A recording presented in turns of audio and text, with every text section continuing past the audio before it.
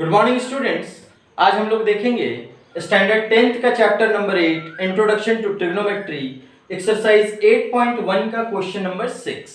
बच्चों question number 5 मैंने आप लोगों के लिए छोड़ दिया है क्योंकि वो सिमिलर था।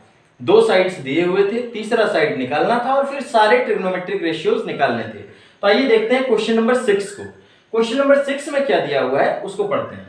If angle A and angle B are acute angles such that cos A is equal to cos B, then so that angle A is equal to angle B. तो सबसे पहली बात है यहाँ पे हम लोगों को ये समझना है angle A and angle B are acute angles।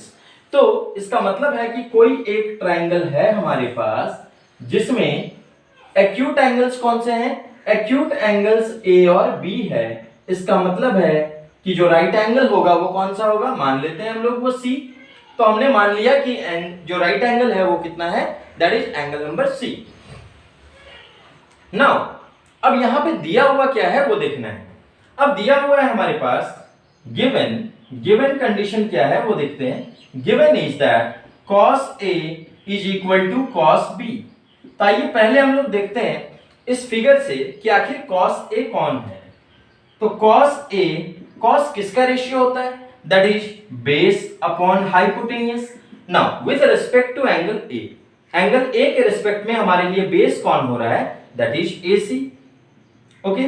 And with respect to angle A, hypotenuse तो वही AB है। हाइपोटेन्यूज बदलता नहीं है बच्चों। बेस और परपेंडिकुलर एंगल के रिस्पेक्ट में हम लोगों को डिसाइड करना होता है। जिस एंगल से बात करते हैं, जिस एंगल के बारे में बात की जाती है, उस एंगल का बगल वाला साइड, एडजेसेंट साइड, या ये कह सकते हैं कि वो एंगल जिस साइड पर टिका हुआ हो that is known as base, और उस एंगल का ऑपोजिट साइड जो है वो कहा जाता है परपेंडिकुलर। तो cos A का वैल्यू हमारे पास मिल गया है क्या? AC by AB, क्योंकि cos A के लिए बेस कौन सा है? AC है, और हाइपोटेन्यूज कौन सा है? AB है। अब आ जाते हैं दूसरे वैल्यू पे। तो बच्चों हमारे पास cos A का वैल्यू आ चुका है that is AC by AB। अब आ जाते हैं cos B पर कि अगर cos B हमें निकालना है तो cos किसका रेशियो होगा? Base upon hypotenuse. अब आ जाइए with respect to angle B। Angle B के रिस्पेक्ट में हमारा बेस कितना हो रहा है? That is BC, and hypotenuse तो सेम रहता है that is AB। Let this be equation number 2।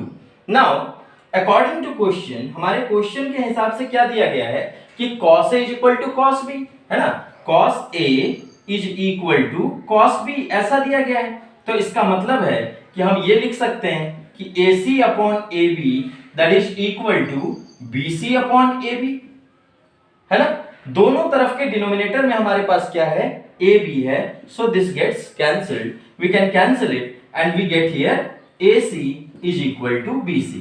AC is equal to BC आ चुका है। AC ये वाला साइड, BC ये वाला साइड।